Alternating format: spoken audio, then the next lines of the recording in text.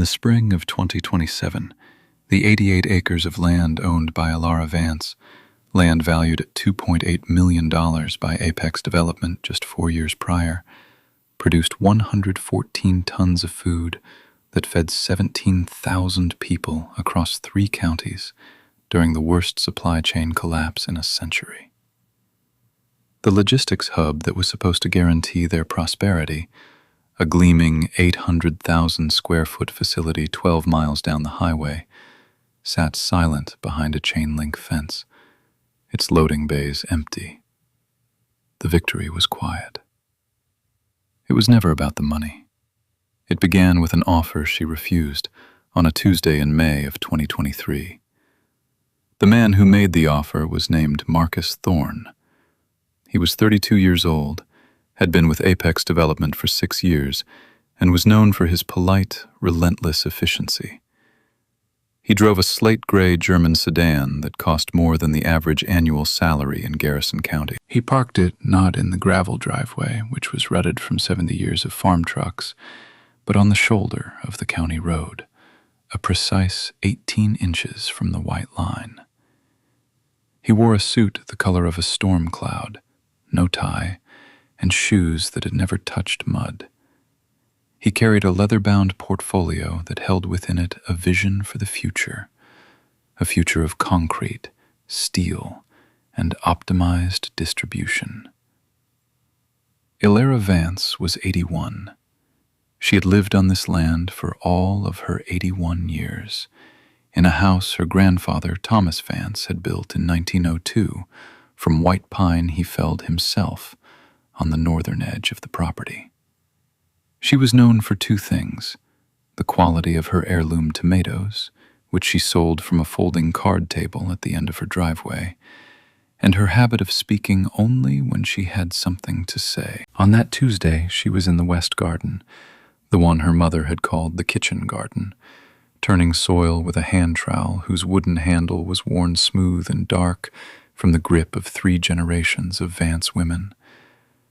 She wore her husband's old flannel shirt over a plain cotton dress, and her hands, though wrinkled, were steady. Thorne approached the low stone wall that separated the garden from the lawn. He did not cross it. He waited. After 3 full minutes, Elara pushed the trowel into the dark earth, rose slowly, and wiped her hands on a cloth tucked into her waistband. She looked at him. Her eyes were the color of faded denim. He gave a small, practiced smile. Marcus Thorne, Apex Development. I sent a letter last week. She nodded. She had read it. A single page of heavy bond paper outlining an interest in acquiring parcel 7B-44, which she knew as home. I'm here to make you an offer, Mrs. Vance. A very strong one. He opened his portfolio. We've done a comprehensive analysis of the site's potential. Its proximity to the interstate, the flat topography, the county's favorable tax incentives. It's the perfect location for our new regional logistics hub. She said nothing. She was watching a honeybee work its way through a patch of clover near the wall. Our offer, he said, his voice clear and confident, is for $2 million. He paused for effect. A number like that in Garrison County was supposed to create its own gravity. It was supposed to change the air. Elara's gaze shifted from the bee to the man. She considered the number. $2 million. She thought of what her grandfather had paid for this land in 1898. He had paid $440, cash, money he had saved over 5 years working on the railroad. He bought it from a speculator who had never once set foot on it, who saw it only as a square on a map. Her grandfather saw the creek, the southern slope, the stand of oak, the deep loam in the bottomland. He saw a place to build a life. She looked past Thorne, past his expensive car, to the fields rolling away toward the creek. They were not empty to her. They were a living history of work, of drought, of flood, of harvest, of failure, of survival. "The land is not for sale," she said. Thorne's smile didn't falter. He had expected this. It was part of the ritual. The initial emotional resistance. He had a flowchart for this in his head. "I understand completely," he said. "This property has been in your family for a long time. That has value. We respect that. That's why we've come in with such a significant offer. It's more than fair market value. It's 35% above the county appraisal." "It's not a question of the market," Elara said. She bent down, pulled the trowel from the earth, and tapped the loose soil from its blade. The trowel was older than she was. Her mother had used it, and her grandmother before that. The steel was pitted and worn thin at the tip, but it was balanced. It fit her hand. Thorne persisted. "Mrs. Vance, this project will bring 450 jobs to the county. It will mean $3.2 million in new tax revenue every year. This is about revitalizing the community. It's about the future." She looked at him then, a long, steady look. "Yes," she said. "It is." And she turned and walked back toward the house, leaving him standing there, a man with a $2 million offer and nothing to buy. The first refusal. It would not be the last. Let me tell you about the land. It wasn't just 88 acres. It was a repository of knowledge. Thomas Vance, the man who paid the $440, was a man of simple principles. He believed you didn't own land. You borrowed it from your grandchildren. He planted the oaks along the western fence line in 1910, not for his own shade, but for the shade his son would enjoy. He dug the well by hand, 30 feet deep, lining it with field stones he cleared from the very fields that stone wall around the garden was built from. But the real genius of the family was his wife, Elara Vance. She was born in 1880 in the old country, a place where famine was a recent memory. She did not trust a single crop. She did not trust systems she could not see. She trusted diversity. While Thomas was breaking the fields for corn and wheat, the cash crops, Adeline was creating a different kind of system in her 1-acre kitchen garden. It was she who started the journal.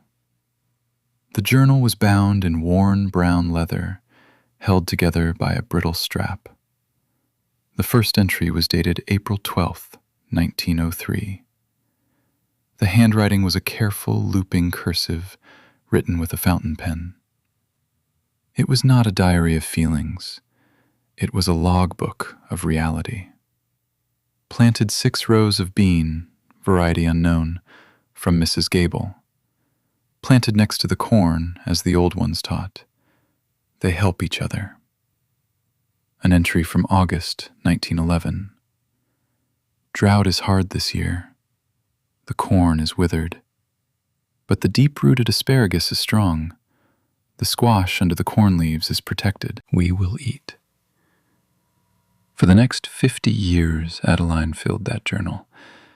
She recorded rainfall to the 1/4 inch, measured in a tin can on a fence post. She noted the dates of the last frost in spring and the first frost in autumn. She documented which varieties of tomatoes cracked in the heat and which resisted the blight. She tested companion plantings, intercropping clover with her potatoes, planting marigolds to ward off nematodes. She wasn't an academic. She had a 3rd-grade education. She was a scientist of survival. Her daughter, Elara Vance, Elara's mother, took over the journal in 1953. Eleanor's handwriting was more practical, a blocky print. She added notes about the new hybrid seeds the salesmen were pushing after the war. Hybrid sweet corn, Burpee's Golden Bantam, has impressive yield in a good year, but the seed cannot be saved, must buy again. The old open-pollinated Silver Queen is less uniform, but the seed is ours. In the dry summer of '56, the Silver Queen gave us half a crop. The hybrid gave us nothing but stalks. Eleanor was the one who expanded the garden, who started the small orchard on the southern slope with apple varieties that are now almost impossible to find. Black Twig, Esopus Spitzenberg, Northern Spy. Trees chosen not for perfect, uniform fruit you could ship across the country, but for disease resistance, for staggered harvest times, for their ability to keep in a root cellar through a long winter. Elara inherited the land, the house, the trowel, and the journal in 1982. She had worked alongside her mother for 40 years. She knew the soil in her bones. Her entries in the journal were spare, written in ballpoint pen. 1988.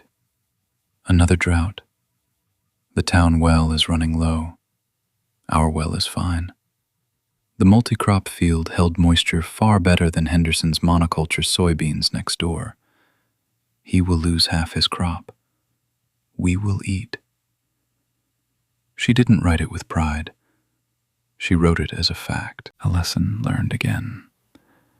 So when Marcus Thorne spoke of the land's value in dollars, he was speaking a language Elara did not recognize.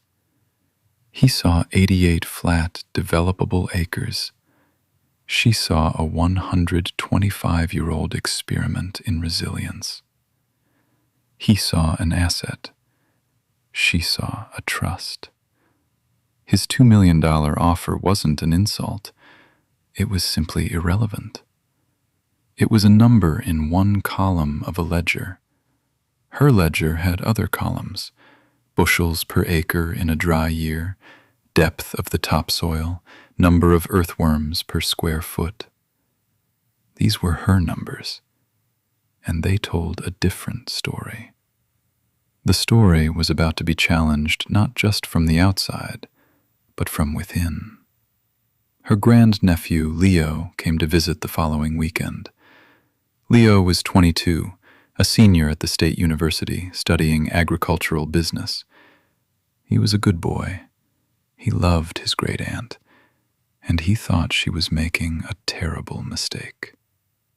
He found her by the creek, clearing brush. He was holding a printout of an article from the Garrison County Ledger. The headline read, "Apex Development proposes logistics hub, 450 jobs. Future of project hinges on land sale." "Aunt Elara," he said, holding up the paper. "People are talking." She continued her work, pulling at a stubborn vine of wild grape. "I imagine they are. $2 million. Leo's voice was filled with a mix of awe and anxiety. "Do you know what that kind of money could do? You wouldn't have to worry about anything. You could fix the roof, buy a new truck, you could travel."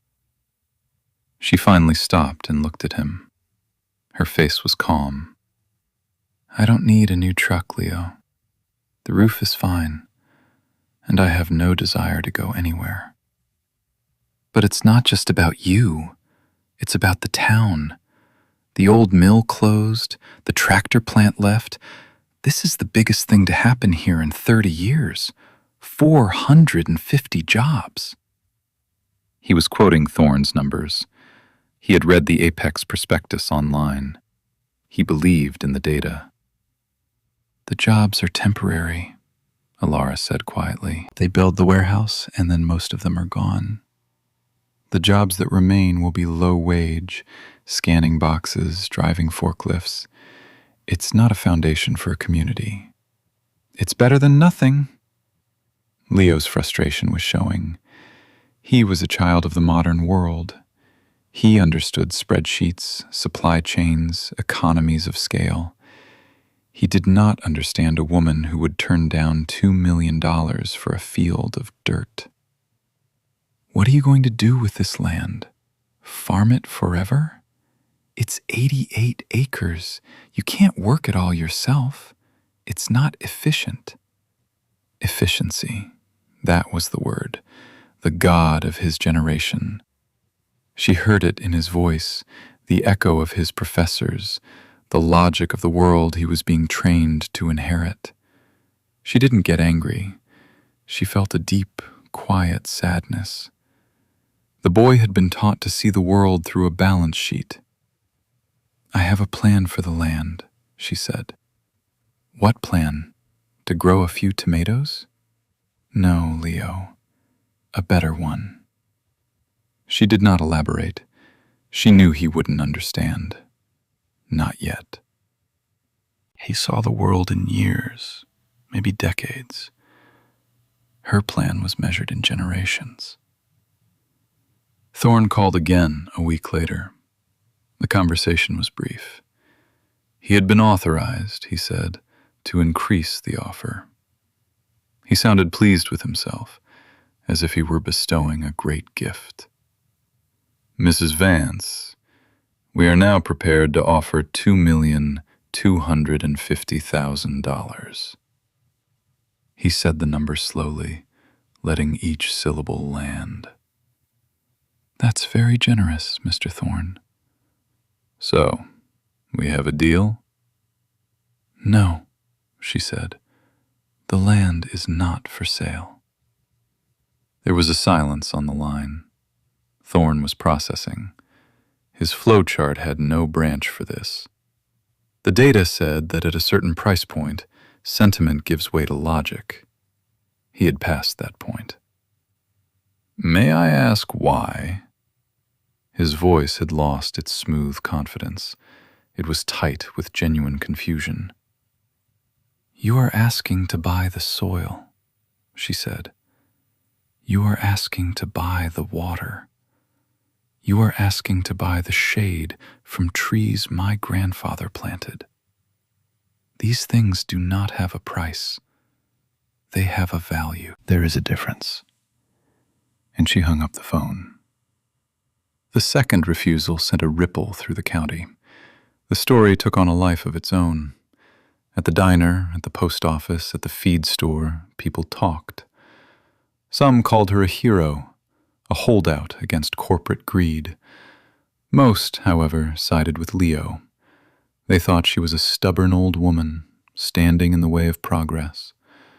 The town supervisor called, urging her to reconsider for the good of the community. A petition was started, gathering 300 signatures, asking her to sell. The pressure was no longer coming from just one man in a suit. It was coming from her neighbors. Thorne, to his credit, was clever. He understood that public opinion was now his most powerful tool. He arranged for Apex Development to present its full proposal at the next town hall meeting. He made sure the newspaper and the local television station were there. The meeting was scheduled for the first Monday in June. It was to be a public reckoning. Elara, they thought, would not be able to refuse the will of the entire town. They underestimated her. They did not know about the journal. Let me tell you about the journal. Because the journal was not just a record of the past, it was a blueprint for the future. On the evenings leading up to the town meeting, Elara didn't read the newspaper or watch the local news reports about the controversy. She sat in her armchair, the journal open on her lap. She wasn't looking for comfort. She was looking for data. She turned to a section written by her grandmother, Adeline, in the 1930s. The Dust Bowl years. While the rest of the country's topsoil was blowing away, Adeline was documenting what held her small plot together. Entry from July 17, 1934. Temperature 102 degrees. No rain in 48 days. Mr. Henderson's corn is completely lost. Our corn, planted with the beans and squash, is stunted but alive. The ground beneath the squash vines is still damp in the morning. The vetch we planted as a cover crop in the fall has created a mat. The soil did not blow. Thomas says I am a witch. I say I am a student. Elara ran her finger over the faded ink. Adeline had drawn a small diagram showing how the tall corn provided a trellis for the pole beans, how the sprawling squash leaves shaded the soil, keeping it cool and moist, and how the beans fixed nitrogen in the soil, feeding the corn. It was a simple, elegant system, a polyculture. 3 plants working together, each providing something the others needed.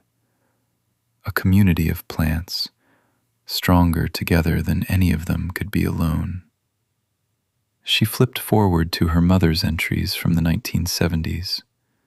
The oil crisis, the price of fertilizer, which was made from natural gas, had tripled. Farmers who had become dependent on chemical inputs were going bankrupt. Eleanor's notes were precise. October 10th, 1973. Received the bill for the nitrogen fertilizer for the 10-acre hayfield. The price is unsustainable. Next spring, we will overseed the entire field with clover. It will take 2 years to establish, and the yield may drop slightly at first. But the clover will make its own nitrogen. The soil will be healthier. The cows will be healthier. Our checkbook will be healthier. It was a recurring theme, a principle woven through 120 years of careful observation. The world outside the 88 acres was constantly lurching from one crisis to another, obsessed with maximizing yield in the short term. The wisdom in the journal was about a different metric: resilience. Not how much you could grow in a perfect year, but how you could survive a bad one. The journal was a testament to the idea that diversity creates stability, that a complex, interconnected system, while perhaps less efficient in the modern sense, was far less fragile. This was Elara's plan. It wasn't just to say no to the warehouse. It was to say yes to something else. Her plan was to take the principles Adeline had perfected in her 1-acre garden and apply them to the entire 88 acres. She would not plant a single crop.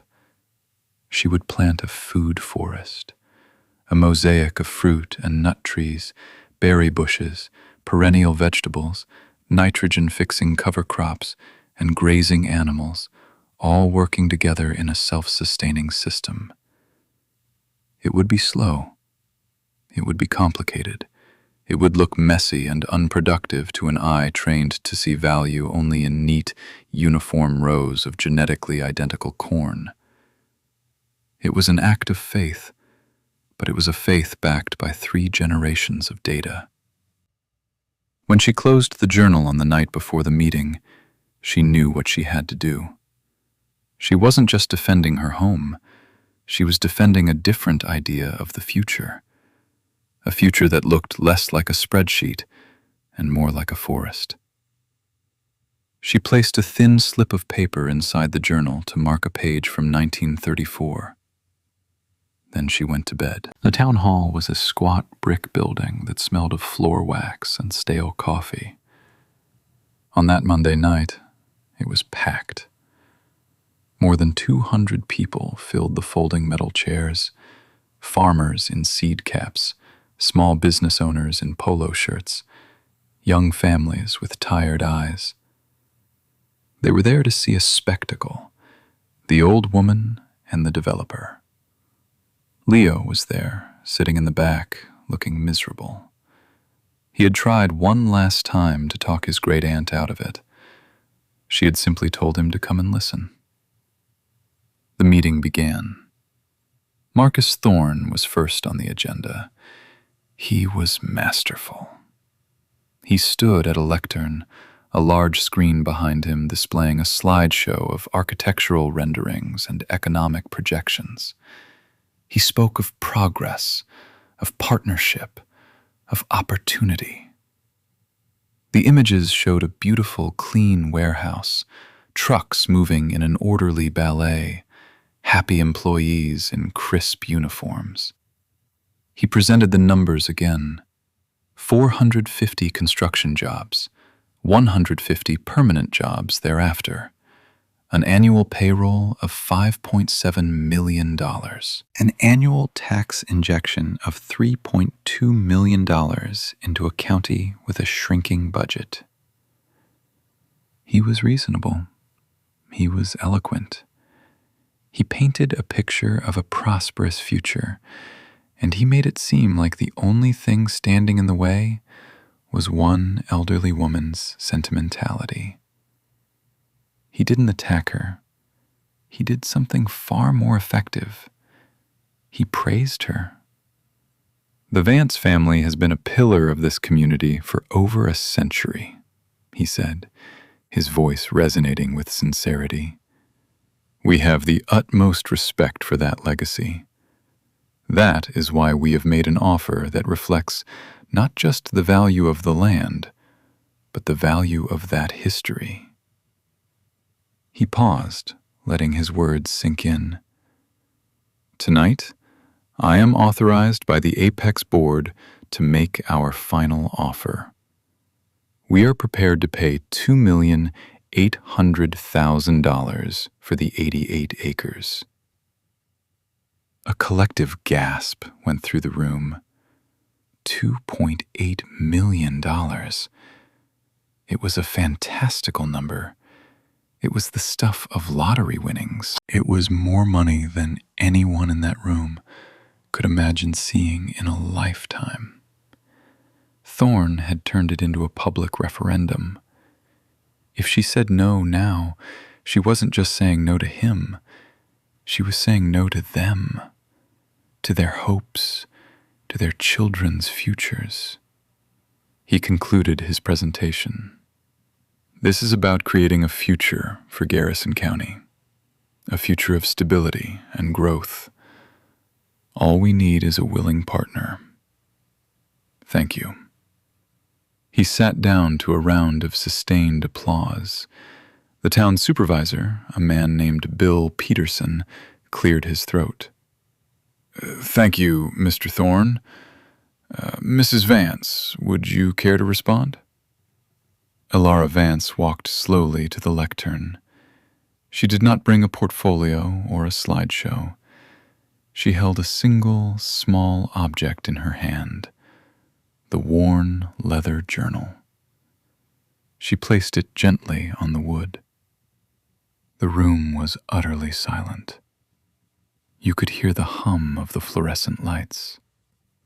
She looked out at the faces, her neighbors, people she had known her whole life. She saw the hope in their eyes and the judgment. "Mr. Thorne is a very persuasive young man," she began. Her voice was not loud, but it was clear and steady. It carried to the back of the room. "He talks about the future.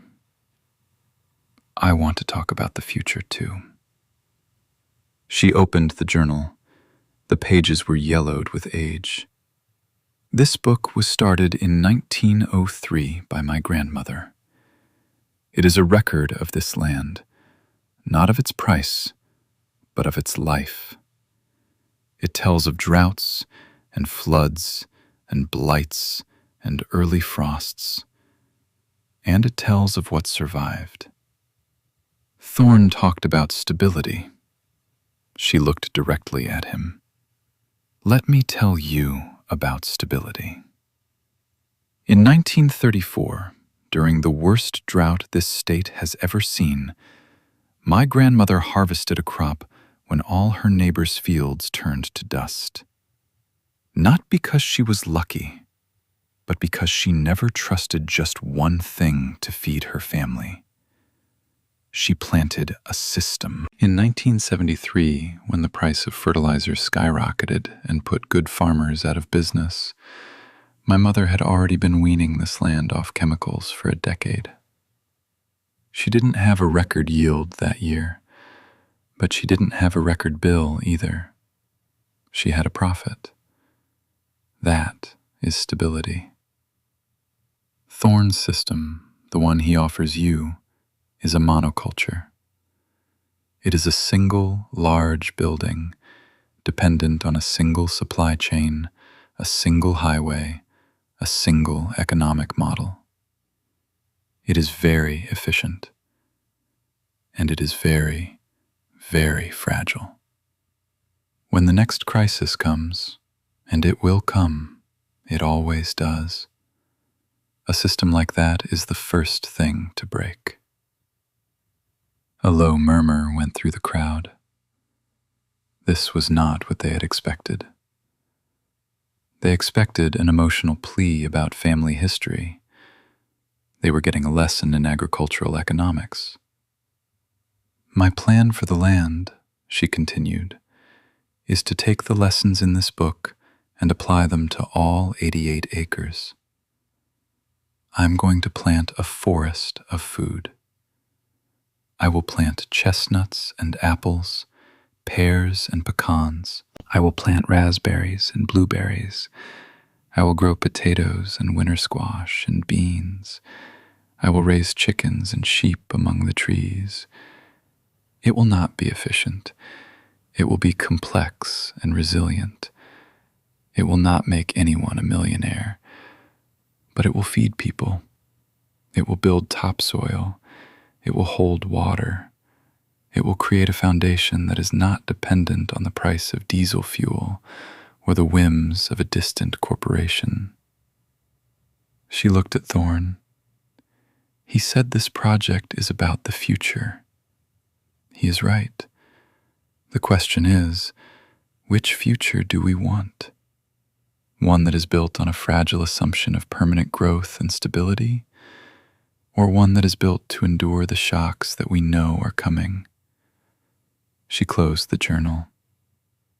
Mr. Thorne, your offer is generous, but you are buying the wrong thing. You think the value is in the location, the flat land for your concrete slab. You have missed the point entirely. The real value is the soil, the knowledge in this book, and the 125 years this land has spent learning how to survive. That value is not for sale, for any price. I respectfully decline your offer. She picked up her journal and walked back to her seat. There was no applause. There was only a deep, profound silence. The townspeople looked at each other. They looked at Thorne, whose confident expression had been replaced by one of utter bewilderment. He had come prepared for a negotiation over money. He had run into a debate about the fundamental nature of civilization. He had no flowchart for that. The decisive moment was not a shout, but a silence. A silence in which a new idea had been planted in the minds of 200 people. The aftermath was quiet and swift. Apex Development formally withdrew its offer 2 days later. An article in the Ledger quoted a company spokesperson as saying they were reevaluating their options in the region. Within 6 months, they announced they had secured a parcel in neighboring Clark County, 12 miles down the highway. The warehouse would be built there. A wave of disappointment washed over Garrison County. The dream of 450 jobs and millions in tax revenue had vanished. Many blamed Elara. They saw her not as a visionary, but as an obstacle. The folding table at the end of her driveway saw fewer customers that summer. Elara paid them no mind. She had work to do. Her plan, which had sounded so grand in the town hall, was in reality a mountain of hard labor. 88 acres is a vast canvas. She was 81 years old. She started with 5 acres on the southern slope. Leo, to his own surprise, showed up the first Saturday after the meeting. He didn't say much. He just picked up a shovel and started digging. He still thought she was crazy. He thought the project was doomed to fail, but she was his family. And in the silence of the town hall, something in her words had lodged itself in his mind. The idea of fragility. The word kept echoing. He was studying supply chain management. His entire education was about building efficient, complex, and deeply fragile systems. For the first time, he had begun to question them. For the next 2 years, they worked. They didn't use a large tractor. They used a small walk-behind tiller for breaking the initial ground, and then, mostly, hand tools. They didn't plant in long, straight rows. They planted in curves, following the contours of the land to prevent erosion. They planted guilds, communities of plants. A central fruit tree, an apple or a pear, surrounded by nitrogen-fixing shrubs like gummy berries, then a ring of perennial vegetables like rhubarb and asparagus, and finally a ground cover of clover and strawberries. It looked chaotic. Their neighbors watched them from the road, shaking their heads. They were planting trees, for God's sake. Trees took years to bear fruit. It was the ultimate act of inefficient, long-term thinking in a world that demanded quarterly returns. They brought in a small flock of sheep to graze between the newly planted rows, their manure providing fertilizer. They dug swales, long, level ditches, to capture rainwater and allow it to soak slowly into the ground, recharging the water table. By the spring of 2026, the first 20 acres were fully planted. It didn't look like a farm. It looked like a young, scraggly forest. A few things were producing already: the strawberries, the asparagus, some salad greens. Elara and Leo ate well. They sold a little from the farm stand. They made just enough to cover their costs. By any conventional measure, it was an economic failure. The land that could have been sold for $2.8 million was generating maybe $15,000 a year. Leo's old doubts sometimes crept back in. Then he would walk the land with his aunt, and she would point out the explosion of life. The earthworms in the soil, the bees and pollinators everywhere, the way the ground felt like a sponge after a rain. This, she would say, is our profit. This is our wealth. And then came 2027, the year the efficient world broke. It began in April with the rain. Not just rain, but a deluge. A stalled weather front sat over the great agricultural valley 200 miles to the west, the valley that was the breadbasket for their entire region. The river swelled, breached its levees, and flooded over 500,000 acres of prime farmland. 100-year flood. The spring plantings of corn, wheat, and vegetables were wiped out. Food prices began to tick upward. Then, in early May, the second blow fell. The National Union of Independent Truckers went on strike. It was a bitter dispute over fuel costs and new federal regulations. Within 48 hours, 70% of the nation's long-haul trucks were parked. The supply chain, the lifeblood of the modern economy, seized. The effects were immediate. Grocery stores, which operated on a just-in-time delivery model, saw their shelves begin to empty within a day. First went the bread and milk, then the produce, then the meat.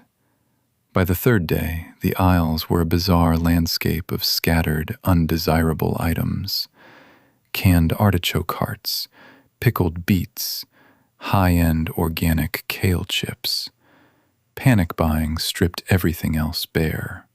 The new Apex Logistics Hub in Clark County, the symbol of modern efficiency, became a monument to the crisis. It was filled with millions of dollars worth of consumer goods, electronics, clothing, paper products, but nothing could get out. And the food it was supposed to distribute from the Central Valley never arrived. It was a perfect multi-million-dollar bottleneck. In Garrison County, the situation grew dire. The single large supermarket was almost entirely empty. The two dollar stores were picked clean. People had food in their pantries, but they knew it wouldn't last. A quiet fear settled over the community.